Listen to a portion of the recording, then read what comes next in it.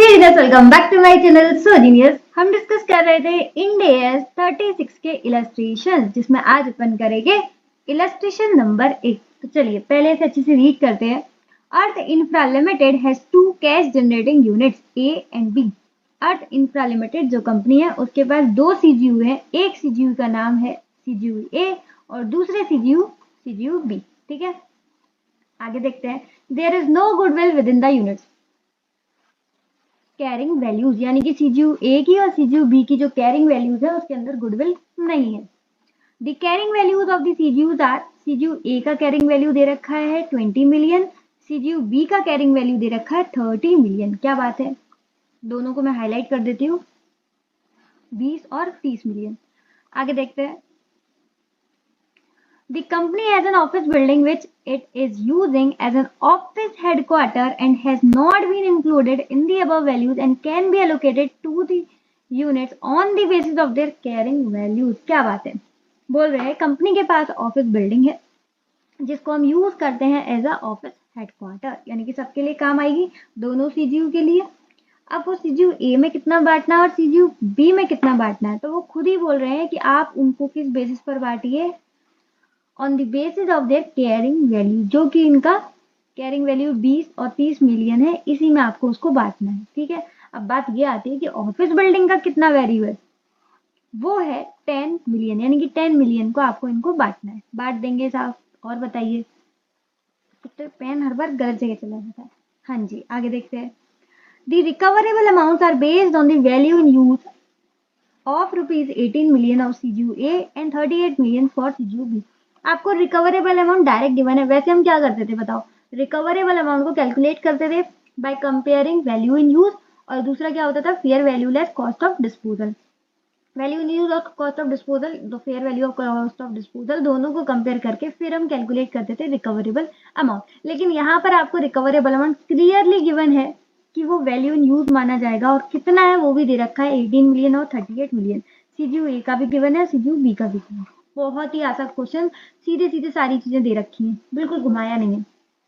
Determine whether the carrying values of CGU A and B। अब बताना है CGU A और B की क्या वैल्यूज इम्पेयर्ड है, यानी कि क्या कमी आई है वैल्यू में, क्या CGU A में कमी आई है या CGU B में कमी आई है, दोनों में कमी आई है। ठीक है, ये आपको देखना है। तो क्वेश्चन तो बहुत सिंपल है, सीधा सीधा गिवन है, फिर भी एक बार हमें सॉल्व तो करना ही रहेगा अपने हाथ से। तो चलिए फटाफट से कॉपी और पेन निकालते हैं और इलस्ट्रेशन नंबर 8 को भी आसान बनाते हैं। हाँ जी, तो कॉपी पर लिखते हैं इंड AS 36 का इलस्ट्रेशन नंबर 8 का हम करेंगे सॉल्यूशन।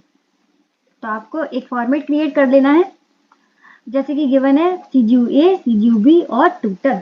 ठीक है, CGU A, सबसे पहले CGU A के अपन को कैरिंग वैल्यूज दे रखे थे, कैरिंग वैल्यूज, और ध्यान रखना ये कैरिंग वैल्यूज में बिल्डिंग नहीं थी, बाकी के सारे एसेट्स थी, बिल्डिंग नहीं थी। ठीक है,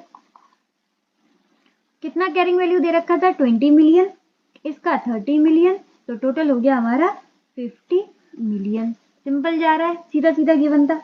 उसके बाद उन्होंने बताया हमें ऑफिस बिल्डिंग के बारे में। एक सेकेंड, ऑफिस बिल्डिंग, ठीक है, ऑफिस बिल्डिंग का उन्होंने टोटल अमाउंट कितना बताया था 10 मिलियन, और ये किस रेशियो में बांटेंगे, ये हम बांटेंगे इनके कैरिंग अमाउंट में। इनका कैरिंग अमाउंट कितना है 20:30, यानी कि 2:3 में बांट देंगे, तो ये हो गया 4 मिलियन और ये हो गया 6 मिलियन। सिंपल है, ये तो आप बांट दोगे 10 को 20 और 30 के रेशियो में। अब बताओ अब कैरिंग वैल्यू क्या आता है, इसलिए मैंने अदर एसेट्स के नीचे लिखा था ताकि यहाँ पर सिंपल है। कैरिंग वैल्यूज अब क्या आता है, अब कैरिंग वैल्यूज आपका other assets plus building. Other assets का कैरिंग वैल्यू ये था, बिल्डिंग का कैरिंग वैल्यू ये हो गया, तो ये आ गया 24 मिलियन। सिंपल है, ये आ गया 36 मिलियन, और यहाँ पर हमारे पास टोटल एसेट्स हो गए 60 मिलियन। ठीक है, समझ में आ रहा है। ऑफिस बिल्डिंग की हमारी 10 मिलियन था, लेकिन हमें दोनों में यूज आ रही होगी क्योंकि पूरे ऑफिस का है, दोनों में यूज आ रही होगी, CGU A में भी CGU B में भी। तो जिसका ज्यादा अमाउंट है उसको हमने ज्यादा बाइफरकेट कर दिया और जिसका कम है उसको कम कर दिया, तो इन दोनों का टोटल आ गया 24 मिलियन और 36 मिलियन। क्लियर। अभी तक हमने कुछ नहीं किया, जो कैरिंग वैल्यूज हमें गिवन था उसमें बस ऑफिस बिल्डिंग को ऐड किया। अब आता है रिकवरेबल अमाउंट, क्योंकि जो कैरिंग वैल्यू है उसको हम रिकवरेबल अमाउंट से ही कंपेयर करते हैं। रिकवरेबल अमाउंट हमें दे रखा है वैल्यू इन यूज वाला, value in use 18 million, 38 million और यहाँ हो गया 56 मिलियन। ठीक है, अब देखो कंपेयर करेंगे तो ये है हमारा 24 मिलियन, यानी कि हमारे बुक्स ऑफ अकाउंट में कितना दिख रहा है, सीजीयूए का वैल्यू 24 मिलियन, लेकिन एक्चुअल में उसका वैल्यू कितना होना चाहिए, 18 मिलियन। सीधा सीधा दिख रहा है कि इम्पेयर हुआ है, यानी कि वैल्यू कम हुआ है। कितने से कम हुआ है, 6 मिलियन। कितने से कम हुआ है, 6 मिलियन। तो इसी को हम बोलते हैं इम्पेयरमेंट लॉस, इसी को हम बोलेंगे इम्पेयरमेंट लॉस। यहाँ पर देखो 36 मिलियन दिख रहा है, लेकिन इससे रिकवर कितना हो सकता है, 38 मिलियन। अच्छा, यहाँ पर वैल्यू ज्यादा हुई है, वैल्यू ज्यादा को नहीं रिकॉर्ड करना। ठीक है, क्या पढ़ रहे हैं हम, इंडेस 36, जो कि इम्पेयरमेंट ऑफ लॉस, यानी कि एसेट्स की वैल्यू में कम आता है तब रिकॉर्ड करते हैं। यहाँ पर तो वैल्यू ज्यादा हो रही है 36 से 38, तो ये हम नहीं रिकॉर्ड करेंगे। ठीक है, और इसका भी कोई मतलब नहीं है।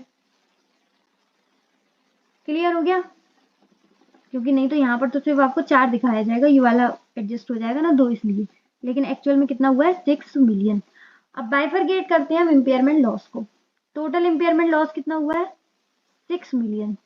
लेकिन बात यह है, ये 6 मिलियन पूरे के पूरे सीजीयू 1 का है, सीजीयू ए का है। अब सीजीयू ए में तो 2 चीजें थी, कौन कौन सी बताओ। सीजीयू ए में एक थी हमारी अदर एसेट्स और एक था हमारा बिल्डिंग, दोनों ही सीजीयू ए में थी, अदर एसेट्स और बिल्डिंग। अदर एसेट्स का वैल्यू कितना था, अदर एसेट्स का वैल्यू था 20 मिलियन और बिल्डिंग का वैल्यू कितना था सीजीयू ए के लिए, 4 मिलियन। ठीक है, तभी तो दोनों का 24 मिलियन था। सीजीयू ए का कितना था, 24 मिलियन, जिसमें 20 मिलियन तो थे हमारे अदर एसेट और 4 मिलियन थी हमारी बिल्डिंग। ठीक है, हमारा जो इम्पेयरमेंट लॉस हुआ है वो कितना हुआ है, 6 मिलियन। अब इसको हम बांटेंगे इन दोनों के रेशियो में, तो देखो इसका 20 प्लस 4 24, तो 20 24 हो जाएगा, 6 4 जा 20, 4 5 जा 20, तो ये आ गया 5 मिलियन। फिर 6 मिलियन जो हमारा इम्पेयरमेंट लॉस है वो हम बिल्डिंग के लिए बांटेंगे, तो बिल्डिंग में कितना जाएगा ये, सॉरी सॉरी सॉरी 4/24। ठीक है, 4 बिल्डिंग का है, 24 पूरा सीजीयू का, तो 6 4 का 24, 4 से 4 कटा, ये हो गया 1 मिलियन। ठीक है, तो यानी कि जो हमारा टोटल 6 का इम्पेयरमेंट लॉस हुआ है उसको हम बांटेंगे 5 मिलियन अदर्स एसेट्स में और 1 million CGU, sorry 1 million building में। इसका क्या मतलब है, इसका ये मतलब है कि जब आप वैल्यू कम करेंगे ना बाद में, तो आप अदर एसेट्स में 20 में से 5 मिलियन कम करेंगे और यहाँ पर बिल्डिंग में 4 में से 1 मिलियन कम करेंगे। ठीक है, तो 24 में आपका पूरा मिलियन 6 मिलियन कम हो जाएगा। समझ में आ रहा है, ये इंस्टीट्यूट ने सिर्फ लास्ट में एक लाइन में लिख दिया है, वो मैंने आपको पूरा इस तरीके से समझाया है कि हम इम्पेयरमेंट लॉस को बाइफरकेट कैसे करेंगे। जिसके समझ में नहीं आया वो 2 मिनट और सुन लो अच्छे से। हम क्या कर रहे हैं, इम्पेयरमेंट लॉस का बाइफरकेशन। ठीक है, इम्पेयरमेंट लॉस कितना हुआ था, टोटल 6 मिलियन, जो कि पूरा सीजीयू ए का था। लेकिन सीजीयू ए 2 चीजों से बना है, एक है अदर एसेट्स और दूसरा है बिल्डिंग। सीजीयू ए का टोटल वैल्यू था 24 मिलियन, जिसमें अदर एसेट्स का वैल्यू 20 मिलियन था और बिल्डिंग का वैल्यू 4 मिलियन था। इनका जो 20 मिलियन और 4 मिलियन ये जो कैरिंग है ना अमाउंट, इसी के रेशियो में हमने 6 मिलियन को बांट दिया। देखो 20/24, 4/24। ठीक है, तो जो 6 मिलियन हमारा इम्पेयरमेंट लॉस है उसको हमने इन दोनों के कैरिंग अमाउंट में बांट दिया। अब हमारा जो अदर एसेट्स है वो 20 में से 5 में कम हो जाएगा और जो हमारा बिल्डिंग है वो 4 में 1 में कम हो जाएगा। ठीक है, तो इस तरीके से हमने इम्पेयरमेंट लॉस को बाइफरकेट कर दिया in other assets and building. उम्मीद है आपको समझ में आया हो, तो कमेंट जरूर बता देना कि आपको इम्पेयरमेंट लॉस कैलकुलेट करना और इम्पेयरमेंट लॉस का बाइफरकेशन, ये कुछ नई चीज थी अभी तक के क्वेश्चन में, तो बाइफरकेशन इसलिए मैंने 2 बार समझा दिया। तो क्या समझ में आया कि नहीं, कमेंट में जरूर बताइएगा और लाइक शेयर सब्सक्राइब कर दो फटाफट से चैनल को। आज के लिए बस इतना ही, इसी के साथ इसी तरीके से खुश रहिए, मुस्कुराते रहिए। मिलते हैं नेक्स्ट वीडियो में, तब तक के लिए बाय बाय, बी ऑलवेज।